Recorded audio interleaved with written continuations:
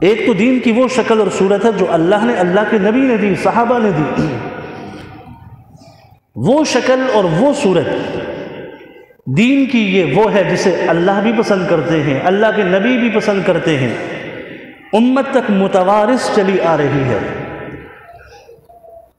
تو حضرت عائشہ فرماتی ہے اللہ کے نبی صلی اللہ علیہ وسلم نے فرمایا کہ جس نے نئی چیز دے دی لوگوں کو اور کہا یہ دین ہے، دل سے یہ سمجھ رہا ہے کہ یہ دین ہے، بڑا ثواب مل رہا ہے، لیکن اللہ کے نبی کا فرمان ہے کہ جس نے ایسی چیز دین میں ایجاد کی جو دین کا حصہ نہیں ہے فَهُوَ رَدٌّ، وہ چیز مردود ہے. بھلے سے وہ کرتا رہے، اسے دین سمجھتا رہے. ہم اپنے معاشرتی زندگی میں دیکھیں کتنی ایسی بدعات ہیں جو ہمارے گھروں کے اندر ہیں، ہم اسے دین سمجھ رہے ہیں، ثواب سمجھ رہے ہیں، لیکن وہ دین نہیں ہوتا. تیجا، ساتواں، 40واں عرس پہ میلے ٹھیلے اور کیا سے کیا ہو رہا ہے، لوگ سمجھ رہے دین ہے.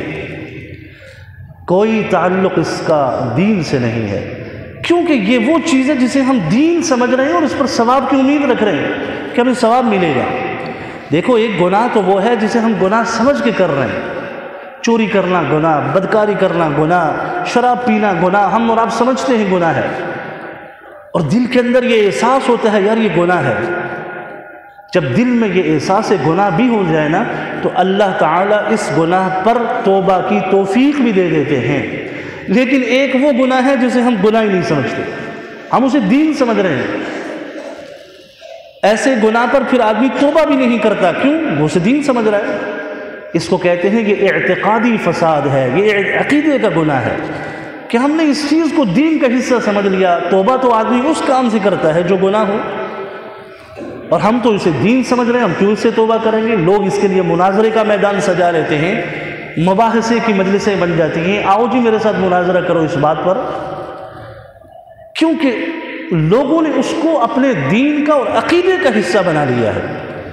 یہ بڑی خطرناک بات ہے، یہ شرک کے قریب انسان کو لے کر جاتی ہے. اس لیے کہ جس گناہ کو میں اور آپ گناہ سمجھتے ہیں اس گناہ سے توبہ کی اللہ مجھے تو اور آپ کو توفیق بھی دے دیں گے. لیکن جس گناہ کو ہم گناہ نہیں سمجھ رہے، ہم دین سمجھ رہے ہیں، ثواب کی امید لگا کر بیٹھے ہیں، ہم اس گناہ سے توبہ بھی نہیں کریں گے. تو لہٰذا ہمیں دین کی اصل شکل کی ضرورت ہے. حضرت عرباض بن ساریہ رضی اللہ تعالی عنہ کی وہ حدیث جو کچھ جمعہ قبل بھی خطبہ جمعہ میں آپ حضرات کے سامنے بیان کی تھی، اس میں اللہ کے نبی صلی اللہ علیہ وسلم جب صحابہ کے سامنے ایک واعظ کرنے کے لیے آئے تو رسالت مآب صلی اللہ علیہ وسلم کے واعظ کا انداز ایسا تھا کہ سامنے بیٹھے لوگ یہ سمجھنے لگے کہ شاید اللہ کے نبی کو بتا دیا گیا ہے کہ یا رسول اللہ اب آپ کا آخری وقت ہے، اس لیے صحابہ سے کوئی ایسا خوبصورت واعظ کرے. تو صحابہ کے دلوں کے اندر یہ کیفیت سامنے آنے لگی کہ شاید اللہ کے نبی ایسا واعظ فرما دے.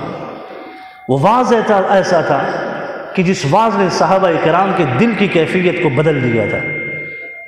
ذرفت منها العیون وجلت منها القلوب، صحابہ کی آنکھوں سے آنسو کی لڑیاں جاری ہیں، دل کانپ رہے ہیں، اور یہ محسوس ہو رہا ہے کہ یہ ایسا واعظ ہے گویا یہ الوداعی اوقات ہیں اور اس کے بعد شاید اللہ کے نبی دنیا میں نہ رہیں.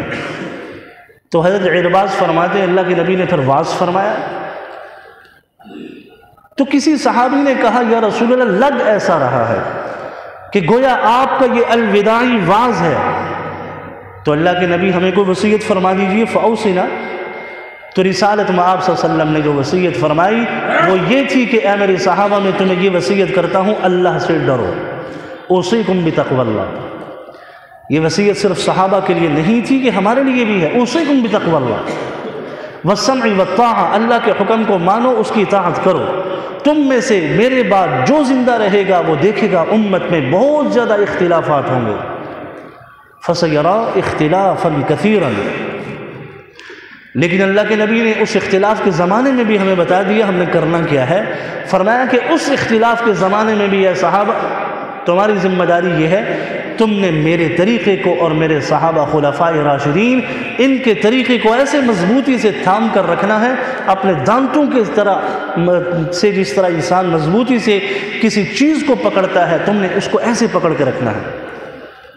اور پھر آخری بات ارشاد فرمائی، چونکہ جب اختلاف کا زمانہ ہے، لوگ اپنی اپنی سوچ اور فکر سے دین کی تعبیرات پیش کر رہے ہیں۔ دیکھیں، جو لوگ دین کی بنیادی تعلیم سے واقف ہوتے ہیں نا، وہ یہ سمجھتے ہیں کہ یہ آدمی کتنا دین کے مطابق گفتگو کر رہا ہے اور کتنا دین سے ہٹا ہوا ہے۔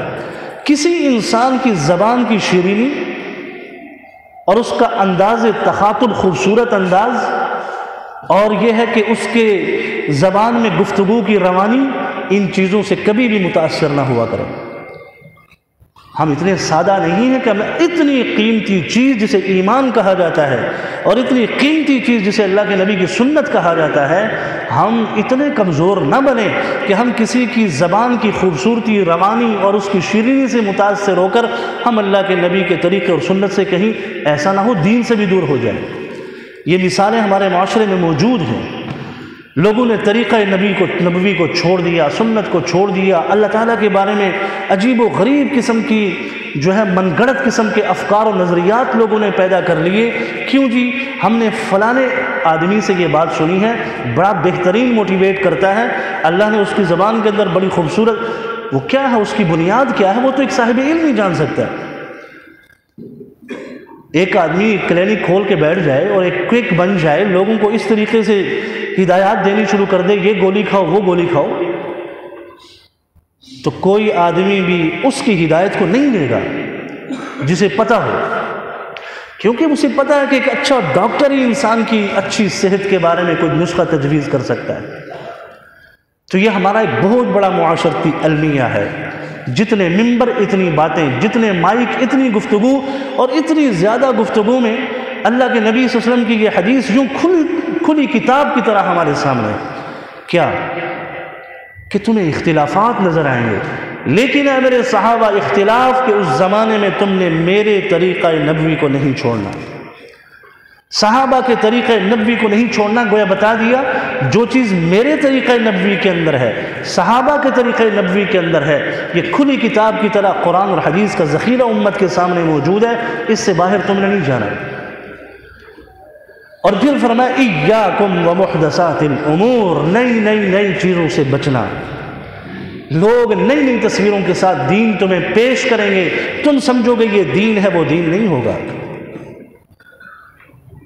ایاکم ومحدثات الامور، اس لیے کہ جو نئی چیز جسے تم دین سمجھ رہے ہو وہ مردود ہے، وہ بدعت ہوگی، وہ ابتداع ہوگا دین کے اندر، لہٰذا تم نے ایسی نئی چیز کو نہیں دیکھنا۔ کہتے ہیں نا، ہم نے اپنے بڑوں سے یہ چیز سیکھی ہے، بھائی بڑوں کے لیے کیا تھا، انہوں نے کس سے سیکھنی تھی، انہوں نے کس سے سیکھنی تھی، تو بڑوں کی اس چیز کو لیں کہ جو قرآن اور سنت کے موافق اور دائرے کے اندر ہے۔ خود سے دین کی تعبیر و تشریح یہ چیز نہیں۔ حضرت رسول اللہ صلی اللہ علیہ وسلم تہجد کی نماز پڑھنے کے بعد یوں جب چکر لگانے لگے تو آپ نے دیکھا حضرت ابو بکر صدیق رضی اللہ تعالی عنہ آہستہ آواز سے قرآن پڑھ رہے ہیں، دوسری طرف گئے تو دیکھا حضرت عمر رضی اللہ تعالی عنہ اونچی آواز سے قرآن پڑھ رہے ہیں۔ آپ دونوں کو بلایا، حضرت ابو بکر رضی اللہ تعالی عنہ سے پوچھا کہ ابو بکر تم اتنی آہستہ آواز سے قرآن پڑھ رہے تھے؟ تو حضرت ابو بکر کہتے ہیں یا رسول اللہ، میں جسے سنانا چاہتا تھا اللہ، تو میں تو اسے آہستہ آواز سے بھی سنا سکتا ہوں، اس لیے میں نے اونچا نہیں پڑھا۔ عمر تم اونچی آواز سے پڑھ رہے تھے، کہا یا رسول اللہ شیطان کو بھگانے کے لیے اونچی آواز سے پڑھ رہا تھا۔ تو اللہ کے نبی صلی اللہ علیہ وسلم نے دونوں کی اصلاح فرما دی، اپنی سوچ اور فکر سے انہوں نے یہ بات کہی تھی۔ تو اللہ کے نبی صلی اللہ علیہ وسلم نے فرمایا ابو بکر تھوڑا سا اپنی آواز کو اونچا کر لو، عمر تم تھوڑی سی اپنی آواز کو پست کر لو۔ یہ نکتہ اللہ کے نبی نے اعتدال کا امت کو دے دیا کہ دین اعتدال کا نام ہے، درمیانی سوچ اور فکر کا نام ہے۔ خود سے تم اپنے دین کے اندر تعبیر و تشریح نہ کرو۔ اللہ کے نبی بیٹھے تھے، حضرت عمر رضی اللہ تعالی عنہ تشریف لائے تورات کا ایک نسخہ لے کر۔ لوگ نئی شکلیں لا رہے ہیں نا، ایسی شکلیں کہ آپ سوشل میڈیا کا دور ہے، آپ دیکھ لیں، ایک ناسمجھ آدمی بھی یہ سمجھ جاتا ہے کہ یار یہ تو دین نہیں ہو سکتا، کسی صاحب علم اور اہل علم سے پوچھنے کی بھی ضرورت نہیں۔ تو یہ نئی شکلوں کو ہم دین سمجھ رہے ہیں، اور اللہ کے نبی کے سامنے حضرت عمر تورات لے کر آ گئے، آسمانی کتاب۔ کہا یا رسول اللہ یہ تورات ہے۔ آپ صلی اللہ علیہ وسلم خاموش رہے۔ حضرت عمر نے تورات کی تلاوت شروع کر دی۔ جتنے جتنے وہ تورات میں مگن تھے، اللہ کے نبی کے چہرے کا رنگ متغیر ہوتا جا رہا تھا، غصے سے بھرتے جا رہے ہیں۔ اتنے میں حضرت ابو بکر رضی اللہ تعالی عنہ نے رسالت مآب صلی اللہ علیہ وسلم کے چہرے انور کو دیکھا کہ غصے سے بھرپور ہے، تو حضرت ابو بکر نے حضرت عمر کو تھوڑا سا سختی کے ساتھ کہا، عمر اللہ کے نبی کے چہرے کو نہیں دیکھ رہے ہو؟ حضرت عمر نے فوراً چہرے نبوت کو دیکھا، غصے سے بھرے ہوئے، تو فوراً کہنے لگے میں اللہ اور اللہ کے نبی کے غصے سے اللہ کی پناہ میں آتا ہوں، معافی چاہتا ہوں۔ رضیت باللہ ربا، اللہ کو رب ماننے پر راضی ہوں، وبمحمد رسولا ونبیا، اللہ کے نبی کو رسول اور نبی ماننے پر میں راضی ہوں، معافی مانگ لی۔ تو اللہ کے نبی صلی اللہ علیہ وسلم نے حضرت عمر سے فرمایا، عمر تم تو تورات کو لے کر آ گئے، اللہ کی قسم اگر موسیٰ بھی اس زمانے میں آتے وہ بھی میرے طریقہ نبوی پر عمل کرتے۔ تورات حضرت موسیٰ پہ نازل ہوئی تھی،